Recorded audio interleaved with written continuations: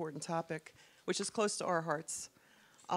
Just for those of you who don't know ONA, we're a membership association for digital journalists. We're global.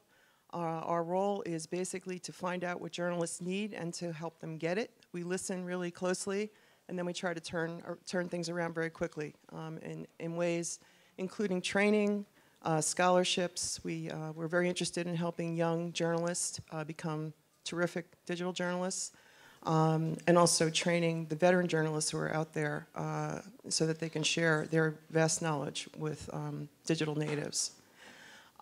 One of the key things that we've been working on this year, over the past year, has been the ethics surrounding media, social media, and UGC, social news gathering. We think this is enormously important because I think, as everyone knows, when there's a breaking news situation, when there's a crisis, when there's a catastrophe, that's essentially when you always see the sort of the machinery breaking down in social news. As wonderful as it is, there's also many problems, and I think that journalists are quite honest and candid now in putting their hands up to say that we need to address those. So one of our initiatives has been to put together a news ethics committee that has two parts to it. One is putting together a code of ethics that you can build yourself so that we give you guidance on ethics in this crazy world that we live in, and how to put together your principles and codes, which may be very different from someone else's, outside of a few basic things. So that's launching tomorrow here. Tom Kent from AP will be doing that at 5 o'clock, so I hope that you will all be here to offer your thoughts, because we're going to be crowdsourcing everything. There's 40 topics, excuse me, and we will be asking you your thoughts on what we've missed and what we can do better. So please feel free to add to that. The other piece of this is, and Fergus Bell from AP, who's on this panel, is working on UGC, the 5 biggest challenges to gathering social news and user-generated content. So this panel will be addressing that today. And I'm really happy to see who we have here. They're all excellent experts on this subject. So I will just go ahead and introduce them. First we have Fergus Bell, who I mentioned, who's social media editor of the AP.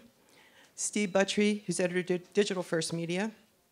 Marina Petrillo, editor-in-chief of Radio Popolare. Barbara Sagazzi, journalist and author. And Claire Wardle from the Tao Center for Digital Journalism. Thanks for you being here, and I'll have you go at it. Thank you, Jane. Thank you so much.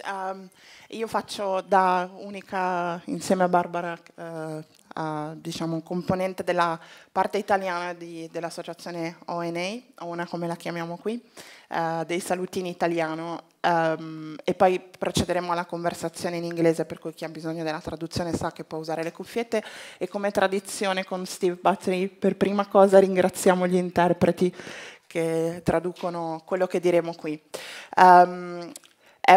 Spero che sarà un panel molto vivace, vivace almeno quanto le nostre conversazioni fuori da questa stanza.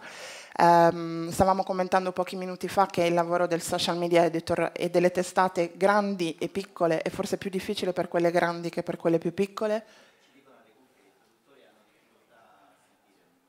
A sentire me, io sento però normalmente. Il volume? Perché noi qui sentiamo amplificato, quindi se loro non hanno... Pronto, pronto, pronto? Aspettiamo, comandano loro, quindi... Intanto vi chiedo una cosa, quanti di voi sono italiani nella stanza? These are the Italians, Fergus. Quanti americani? 1, 2. No, non è per questo, adesso vi spiego perché. Quanti inglesi? Wow, British. Spagnoli? Sudamericani? Sappiamo che ci sono dei colleghi argentini, brasiliani in questi giorni? Nessuno. Ho l'ok dei traduttori, tu che sei il tramite con gli interpreti. We fine? Ok. Vi chiedevo questo perché soprattutto a Fergus volevo mostrare un po' la varietà delle nazionalità, perché è importante nella discussione che cerchiamo di fare oggi, perché non siamo qui per riparlare di cose di cui abbiamo già parlato, ma per sottoporre a un ulteriore ampliamento e approfondimento i 5 punti che questa iniziativa dell'Associazione Giornalisti Online Internazionale si è data nella sua ricerca su come trattare al meglio l'utilizzo del cosiddetto UGC, User-Generated Content.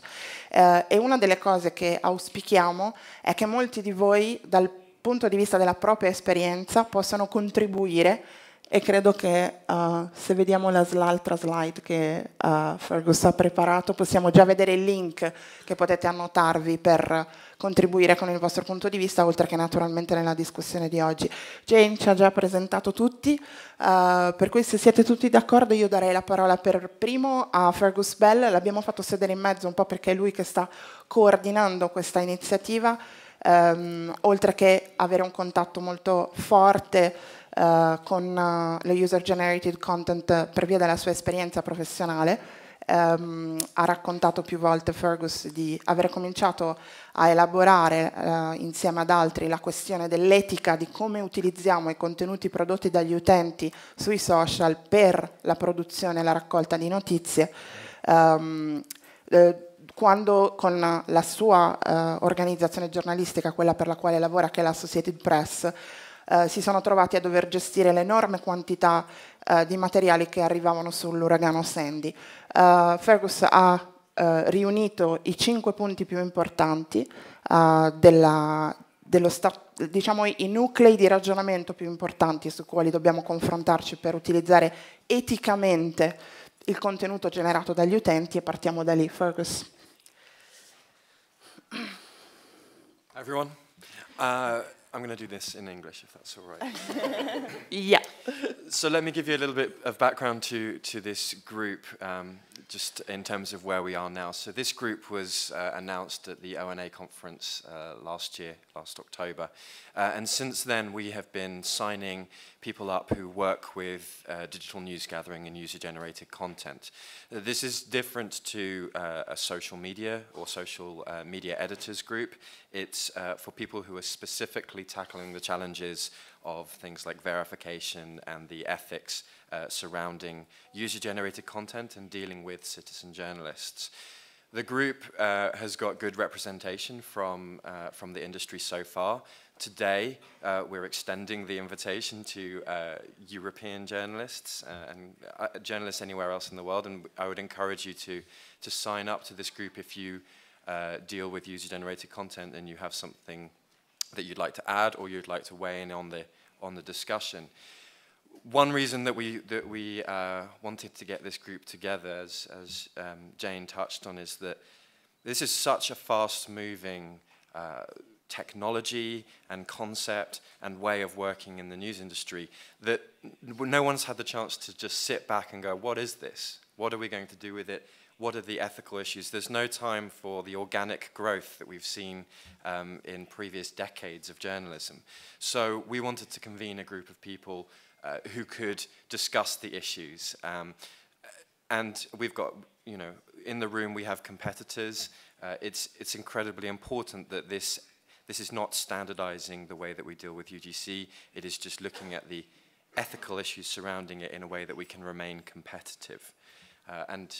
If I'm allowed to just speak a little longer, I'll just mention the 5 points that we came across, which you should see on the screen in a moment. So the first, these were 5 topics that the group decided were things that we needed to investigate further. We crowdsourced, I think there's about 60 people in the group so far, and we had a look at these issues. So first is the ethics surrounding verification and accuracy. Second is contributors' safety. Third is rights and legal issues. Fourth is social journalists' well-being. Fifth is workflow and resources. And I've just highlighted one of those ones, which is rights and legal issues. That was the most contentious one, or the one where there were so many differing opinions and so much that we thought we needed to explore. So that is the first one that we will be deep diving into as a group, and hopefully we can start the process of that and feed back to the group what we discussed today.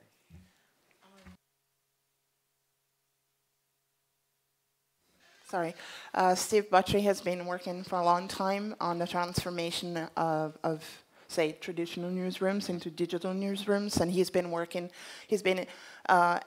incorporating social media and user-generated content in his everyday work since day one. What is your take on the legal and say right and legal issue? Sure, and I think it's important to note the distinction, but the overlap between legal and ethical things. There is content that you might have legal rights to that you still have ethical issues with.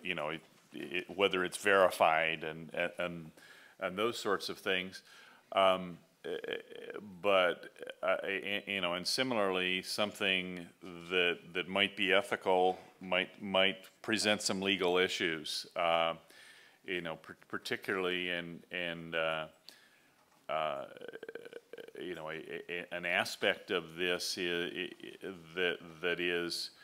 that overlaps with UGC, but is probably stronger in the area of journalists working with sources is the surveillance kinds of issues. That if somebody is providing some UGC, and it gets into the safety issues, but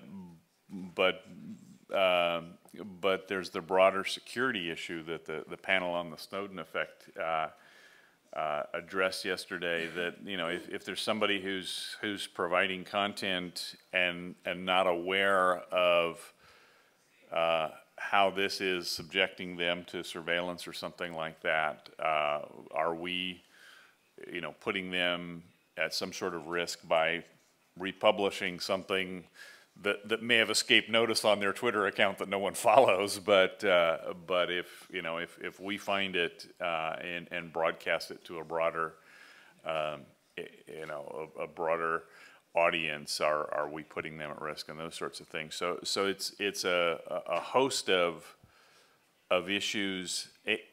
And another issue with the legal situation is that legal issues change with jurisdictions, not only national jurisdictions, but state or provincial and regional jurisdictions within countries.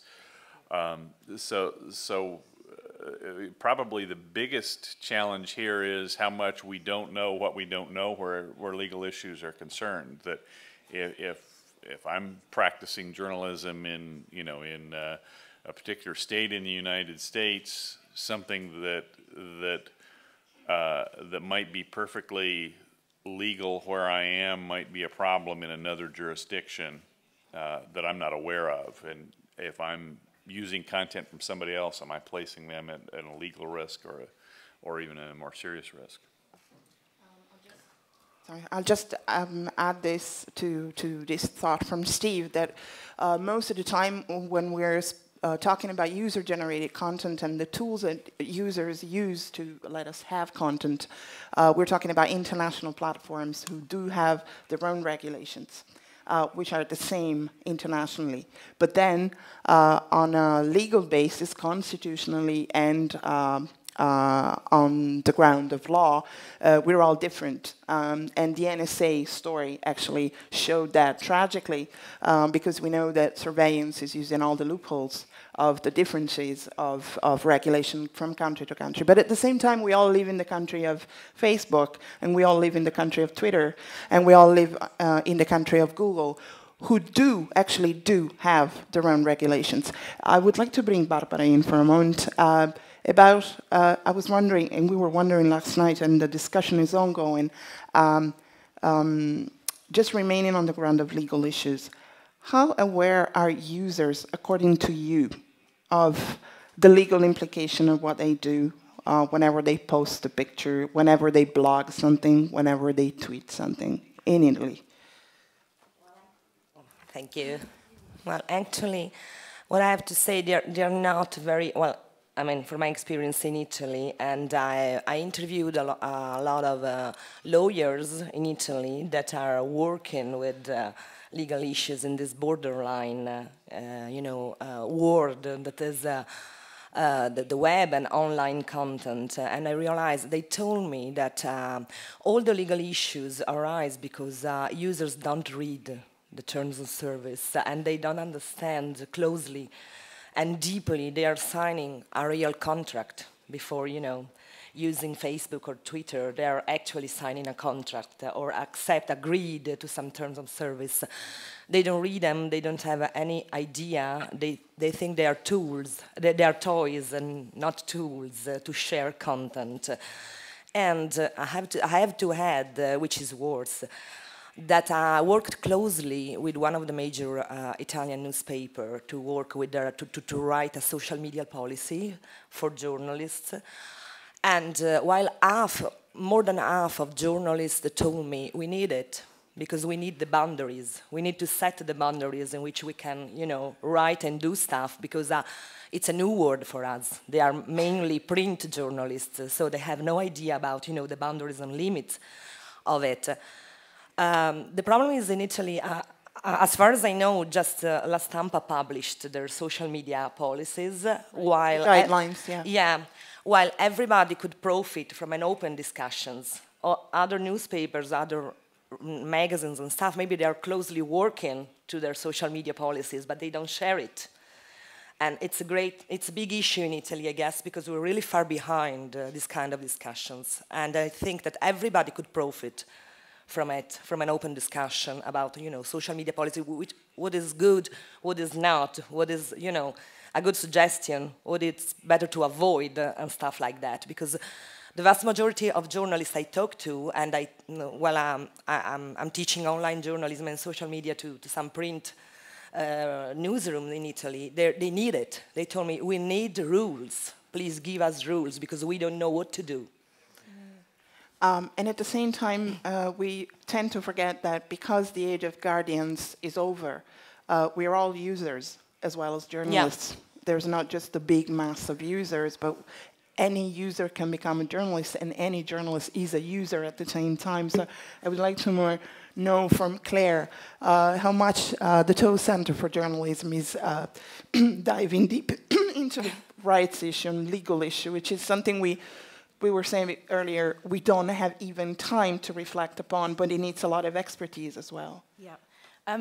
Good morning, everybody. The first thing I'm going to say, I don't know how to translate user-generated content into Italian. Contenuto generato dagli utenti. Okay, so it sounds better in Italian, but user-generated content is a horrible term, and nobody has come up with a better term. But my concern when we have conversations about UGC is that we focus on the C, we focus on the content, and we think about the content. But it's you. It's the you. It's the uploaders. And we had this conversation last night about its community. We often don't hear the word community when we talk about UGC. And when many people are uploading content, they're not necessarily sending it to a newsroom anymore. They're sending it to their friends. They're sharing it. They're not sending it, they're sharing it. And we as journalists are kind of going into their space. And so the ethical conversations about this are so important because we need to really think about the users. And you're right, I don't check my terms of service when I sign my contracts. I go, oh, agree. But we need to explain to uploaders. So there's a huge issue here about educating people, both journalists, but also people themselves who are doing this. So I've been working for the last 8 months on a big research project about user-generated content. And as part of that research, I watched an awful lot of news, broadcast news. And as part of that, my research team, we found that only 16% of pieces of UGC have a credit added. And when we went to talk to newsrooms about this, there's a number of reasons for it, but UGC just gets seen as content. It's just vision. It's just like pictures from Reuters. So we're losing that connection that it's not actually just being sent by a freelancer. It's not something that you've got from the AP. It's sent by somebody who happened to be somewhere with a phone, shared it on Facebook, and journalists took it. And there is something very importantly different about that. So crediting is one, and legally, if we had a lawyer on the panel, we should be crediting. This isn't, oh, it'd be nice to credit. Legally, we should be giving attribution. But there's also a slight nuance here about labeling. So crediting is to say that photo was from Fergus Bell. Labeling is being transparent with the audience to say this is amateur footage, or this was taken by somebody not related to the newsroom. And in 72% of the cases, there was no description to suggest that this was anything other than normal pictures filmed by a BBC camera or a CNN camera. So there are real issues here around attribution. And this isn't me wagging fingers. It was January 2009 that plane landed in the Hudson River. And I like to say that at that point, very few journalists understood how to find that on Twitter, whether they could use it, how to verify it, and should they credit. It's now, May 2014, and in a very short space of time, news gathering has changed fundamentally. And that's why this is such an incredible initiative to say journalists are asking for help. They want to know how to credit. And silly things like news management systems don't make it easy to credit. So if you're in a pressured breaking news situation, are you going to stop to the editor and say, don't worry, give me another 10 minutes, I've just got to make sure I put the credit on? It's not going to happen. We have to change the systems, help journalists make this easier, because we can't pretend that we don't know what we're doing anymore. Fergus. Yeah, I think that we need to move the conversation on in the industry about user-generated content and not see the users as someone that we need to be battling against. Not, are we going to get in legal trouble here if we do this? Can we get away with this? I think we need to get into a position where we're working with these people, because user-generated content is not going anywhere. It's increasing as more and more people get smartphones in more and more countries. They know that they can contribute to news stories, and they want to contribute to news stories. And we have to find a way to work with them in a way that gives them the respect that they deserve for capturing compelling content. So I would really like to see us steering away from this combative approach to the people that are producing stuff for us, or that we are using, because I think that ultimately that's going to help us in the future. They don't have to share with us. Sooner or later, we're going to get to a point where, legally speaking, we will have to credit them and recognize them. And at that point, where they won't have to share with us if they don't want to. But we need to encourage them to do that. And I believe that's by treating them fairly.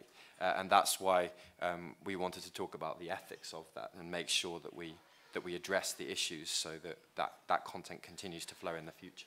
Actually, I don't know if we can draw a difference between, say, a citizen journalist or users, if we don't come up with a better word.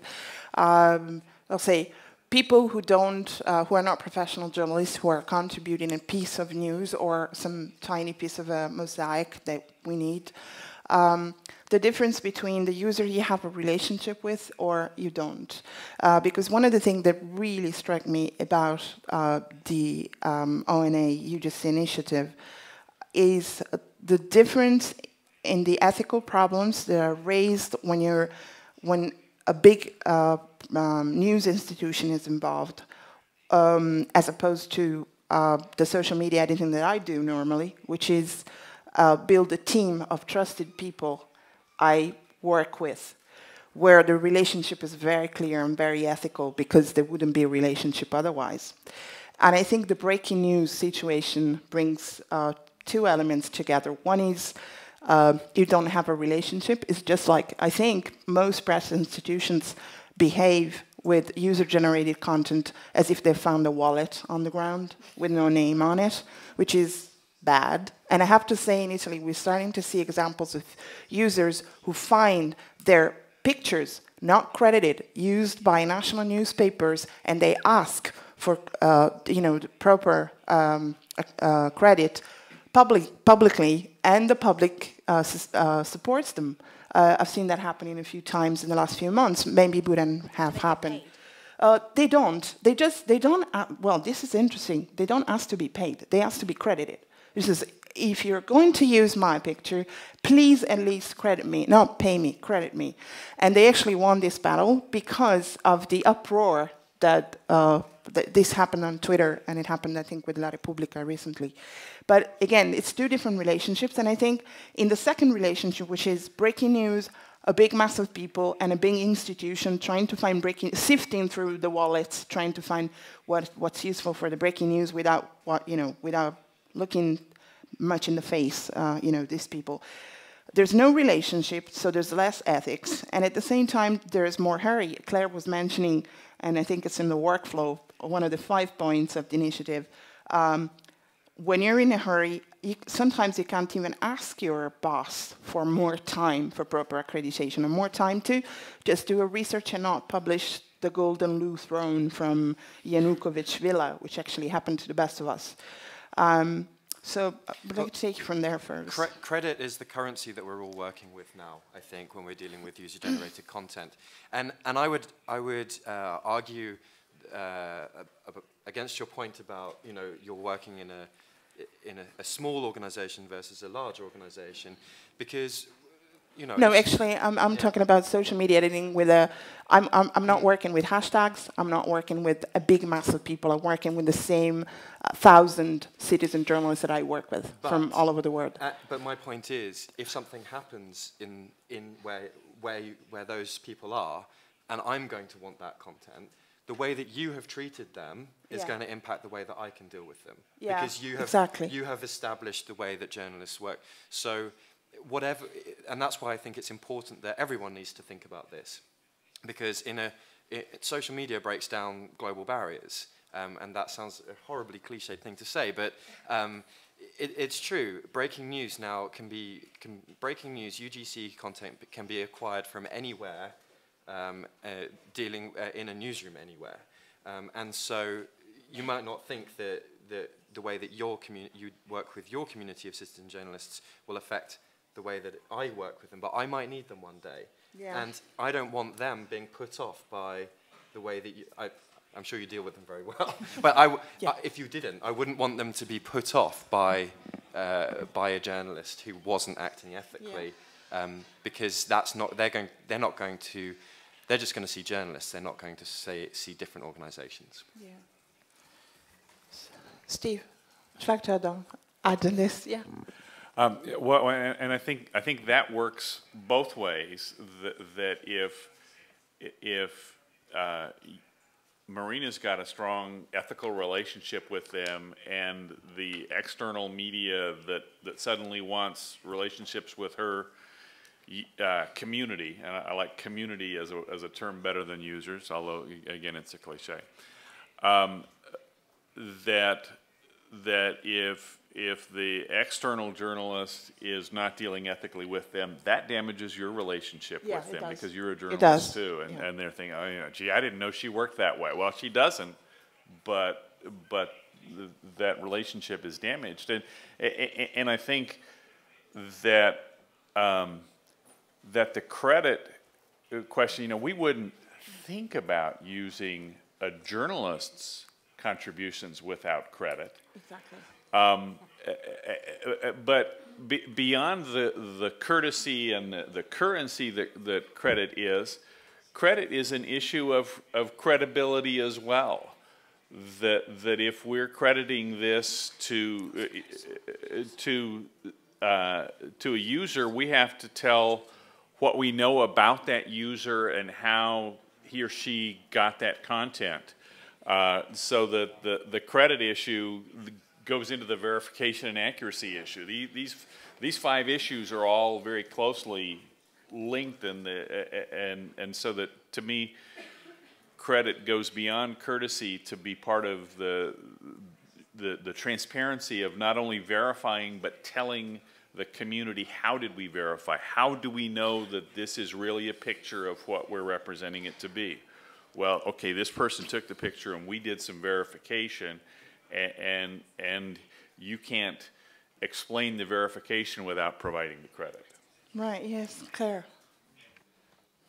And the other issue about user-generated content is it includes so much. There's a big difference between an activist in Syria, in Aleppo, filming something, uploading it to YouTube, and wanting as many people as possible to use it, versus my mum, who happens to be waiting for a bus and sees a crash and films it on her iPhone and sends it to me, versus maybe a staff member for the United Nations Refugee Agency who is on the border with Syria and has been given training to use their iPhone to show refugees crossing the border and uploads to Twitter. All of that we talk about as UGC. So Steve is absolutely right. It's a transparency issue to say, you know, my mum doesn't necessarily have an agenda. She's just filmed a car crash. The UNHCR worker has an agenda. It's a different agenda, but, you know, to their Syrian activist, but there's an agenda. So I think as part of journalism, we hide behind, oh, it's just UGC, but it's a source, and we need to talk about where that source comes from and why they are uploading that content. And there are users who, because of that agenda, sometimes don't want credit. They want this to go out there as this neutral, factual thing when they have deliberately perhaps misrepresented something, and the credit, again, being part of the verification process, it's also part of the debunking process.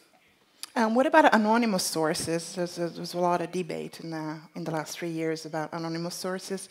Do you think we can reach some sort of universal ethical rule as far as this is concerned? People who are posting from situations of danger, people who are hiding their identities, whatever. One of the issues that we identified was contributor safety, and I think that falls into that category. I think that most news organizations would have a policy on anonymity in stories, and I think that my personal opinion is that UGC contributors, their anonymity should work with that policy. So people shouldn't, you know, there needs to be a very good reason why someone remains anonymous. If it's just they don't want to be known, you know, that is part of the verification. You need to know why someone doesn't want to be known, and there needs to be have a discussion about that. I do think that I do think that it's acceptable to give people a username credit, which is a way of it's identifying people in the medium that they've been discovered, but it does allow them to. If they've got a persona online, it does allow them that slight flexibility in giving details. Just like we don't necessarily make our own social network profiles open to everyone. That does protect them a little bit, and that's a consideration, I think. I would add also, I like to distinguish, I don't like the term anonymous sources as it applies to most of our sources. I prefer to call them confidential sources. To me, an anonymous source is somebody whose identity I don't know. Right. Somebody who called me on the telephone. You know, I got good page one stories back in my print days from people who called me up and wouldn't give their names. But I didn't hang up the phone and start writing the story. That was the start of my process. And I never learned that person's name or even how they knew what they knew. But I was able to find out that what they knew was true and report that based on actual sources. To me, that's different from a source I know, and I know her motivation for not revealing her name to the public. But I know that person well and know her reliability and discuss with my editors her motivation for not going public. To me, that's much different from, that's not anonymous, even though I'm not sharing the name with the public.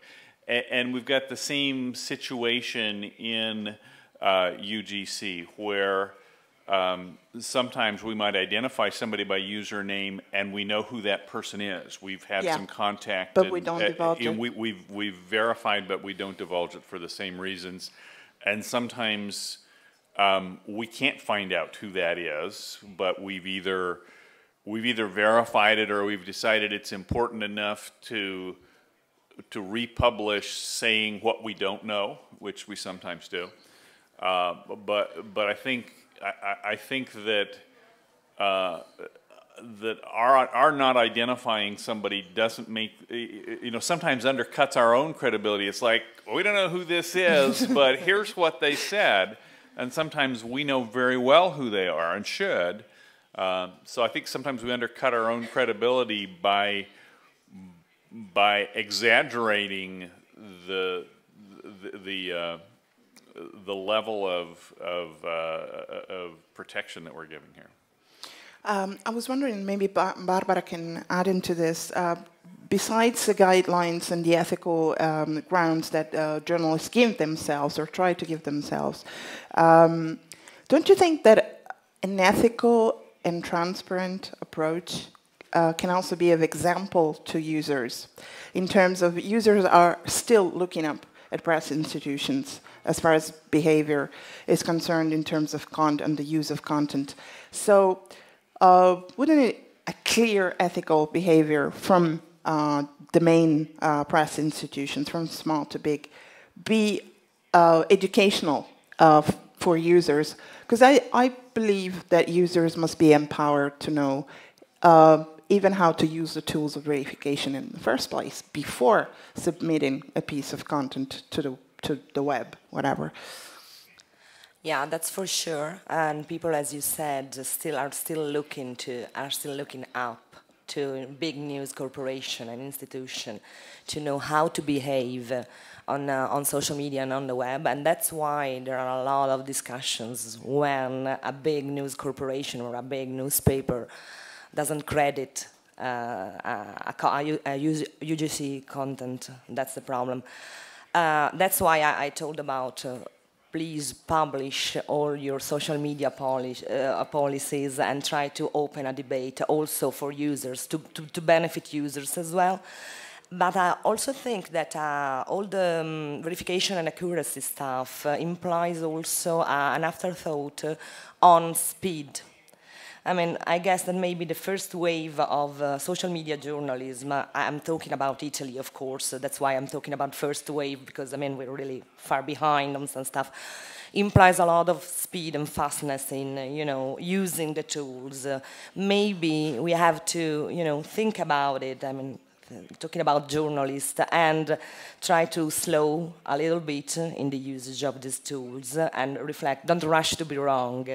So as we can also, be an example for users in order to reflect and restrain from, sharing content we are not sure about it. Claire, empowerment of users.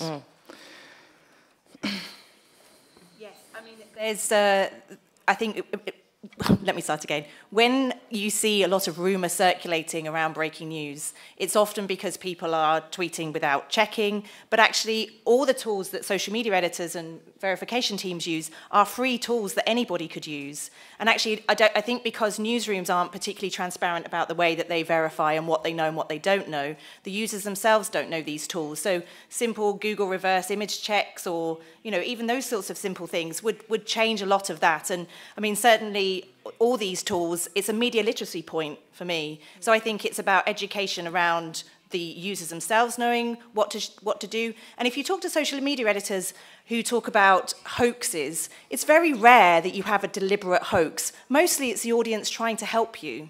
And they will see a picture of an upturned van from a tornado situation and say, oh, have you seen this? And, it's from 3 years ago, and they don't know how to check, which they could do very easily before they send to a newsroom. So, I think Fergus makes a really important point that this shouldn't be a battle. It should be collaborative. It should be about community. And so if we have this attitude that we're working with the audience to tell better stories, to create better content, then the audience wants to help. Anybody who works with community says the minute you have a very well-worded call to action, the audience will come back with incredible content. And actually, if we really embedded those processes, we would just have a better end product. But I think that's absolutely about how we talk to the audience, but also share with them and say, did you know how to do this? This is a new tool. Did you know that this has just changed on Twitter? You can do this too. And I think that would just change the dialogue that we have with our audiences and our communities. And also, I also know we don't have much time, and Fergus wanted to gather some opinions from the room, so you can juggle it yourself. Okay, I just also wanted to make one point to add on to what Claire said there, and that's that all of our audiences have access to social media as well, and they are seeing a lot of the same information that we're seeing. So, as Steve also touched on, we need to be transparent about the way that we're verifying, because they can verify to some extent themselves, and they need to, in order to maintain their trust in us, they need to see that we are looking at the same things that they are. So, some of the things that the group are tackling are kind of the way that we. And again, not to standardize the way that we do it, but to help an audience understand what the industry mean by certain things that we're doing. Verification is one of those. I mean, what does verification mean to an audience? What does it mean does it mean something different if it's presented by different news organizations? So I wanted to just see if there were any opinions on verification, but I mainly wanted to ask about the ethical issues. What does the room think are the main barriers to acting ethically when we're talking about user-generated content? Because I think it would be fascinating to see the different challenges that you are facing, and how, I suspect that we may have tackled some of them, and we can talk about them. Is there a microphone? Does anyone have any points? Someone does have a.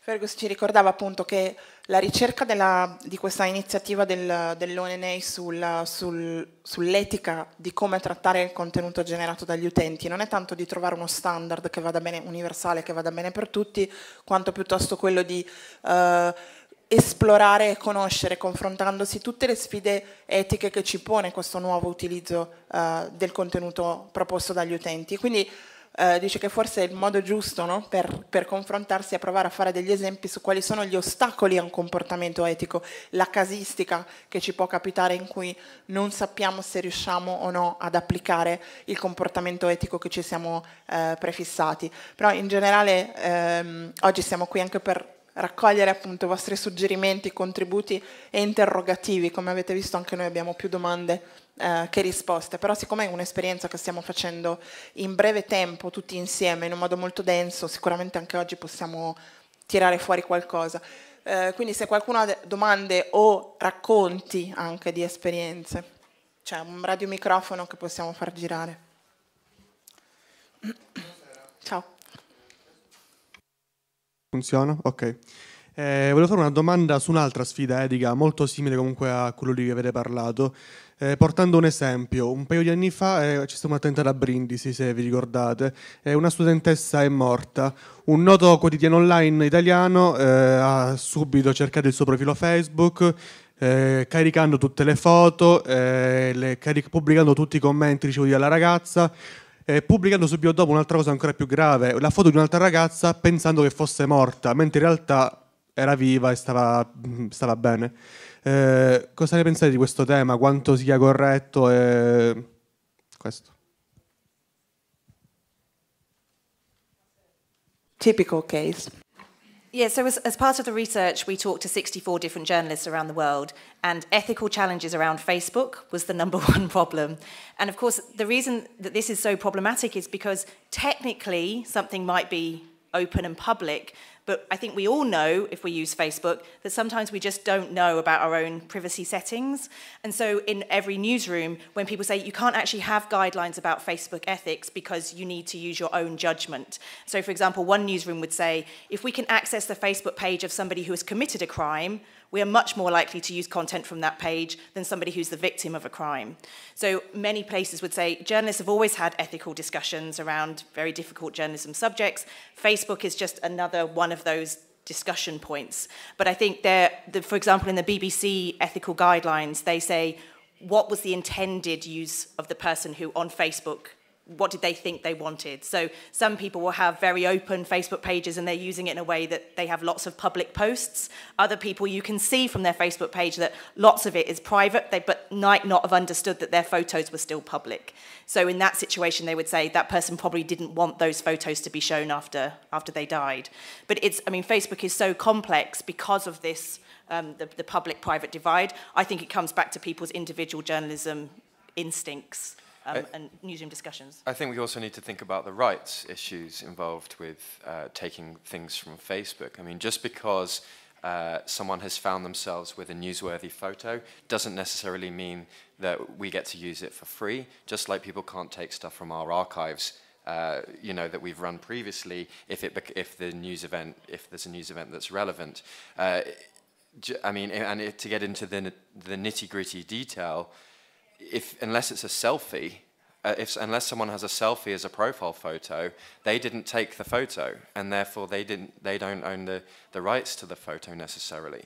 So I know that at the AP, it's particularly difficult when you have a shot on a Facebook page when it's a wedding photo, because the rights are retained by the wedding photographer.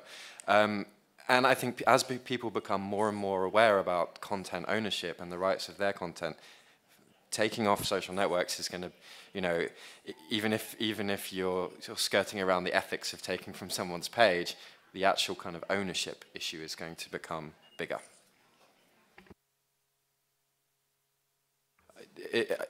While you're thinking about verification challenges or challenges to working ethically, I wanted to perhaps raise the issue about the safety of contributors again.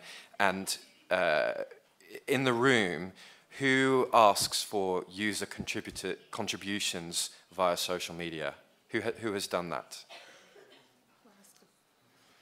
Okay, a couple of people. I don't necessarily want to ask a question, but I would wonder who in the room knows the legal implications and the duty of care that you owe the person if they get injured, taking a photo or a video.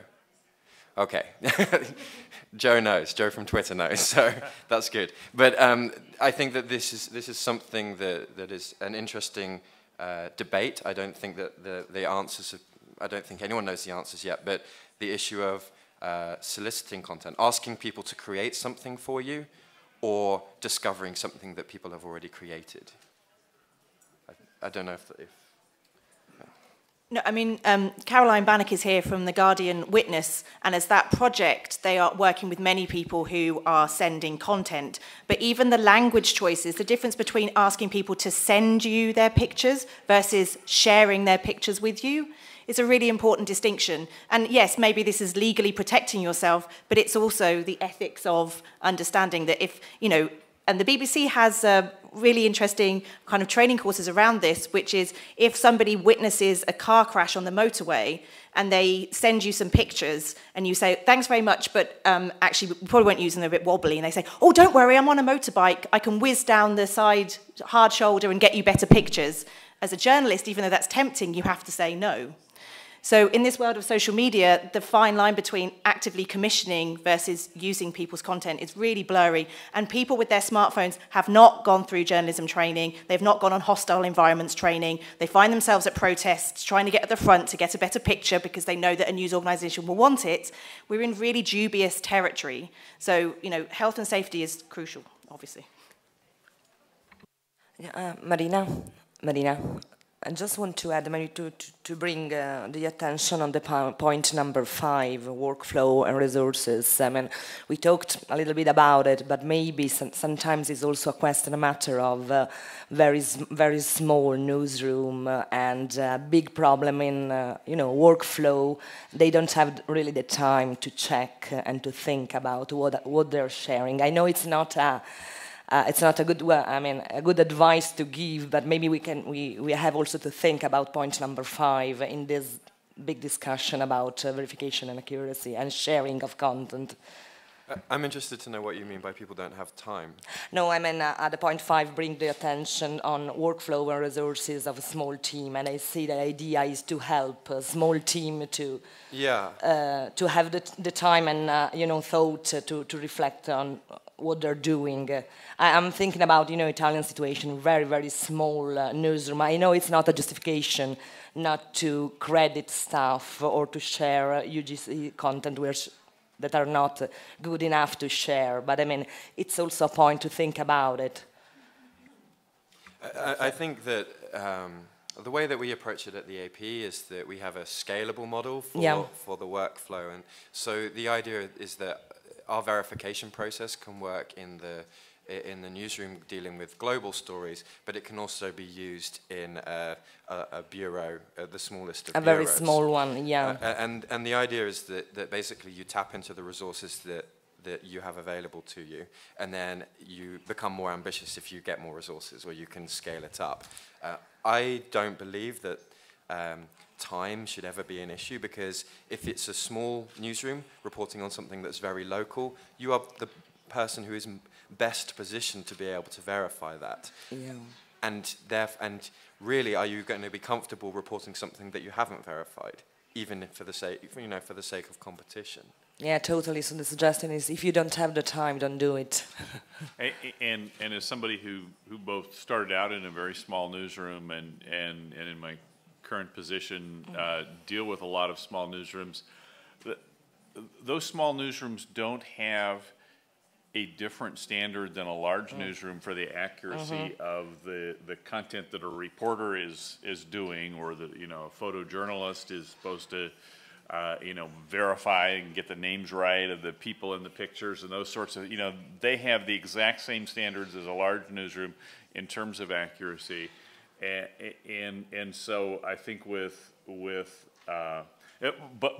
but every journalist who makes a mistake, whether it's an honesty mistake like fabrication or plagiarism, or I think most accuracy errors are honest errors of somebody didn't have a high enough standard, or they got rushed. Time is the excuse that we use, but we know deep down I didn't do my job on that one, and it applies to UGC just as it does to all of the other facts that we gather. I don't know many of you will agree with me, but I often have the feeling that time is intimately connected now in the way we use our social media content to quantity. Basically, time has been shrinking for us because there's an open tap of opportunities to grab wallets from the ground, to use that earlier metaphor. But I'm wondering if one of the good practices that social media content, user-generated content can teach us is to have a more horizontal relationship with the news. We've been mentioning often in the last few years that breaking news are dead. Basically, what really counts at the end of the day is how thorough, how honest, how clean, how professional, how strong you've been in treating a piece of news, and not just how quick and grabbing, sort of wallet grabbing you've been in taking the news. I'm thinking of Boston Globe. ONA has been given a prize last year to Boston Globe for the Boston Marathon bombings, and I've seen the damage that the hurry has done on that day, and how slow the pace they gave themselves was, because they were in their waters, they knew the city, and there were a lot of mistakes all around it. But honestly, that hurry didn't exist when we hadn't that much quantity of information seemingly offered to us, which is not true. It looks like it's offered to us, but it still needs the same process: verification and assimilation and context. What do you think? I think that we need to appreciate that social media is a platform, just like equal to our competitors in some cases.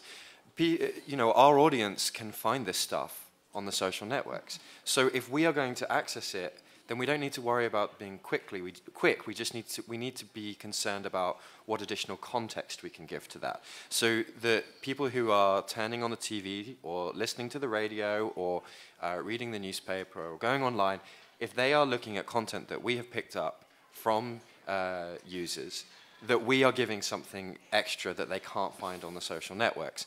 And that's where we set ourselves apart, and that's where we can take a breath, because that image is out there, but people want to understand what it means. And I think that might be a way of looking at the time issue. I mean,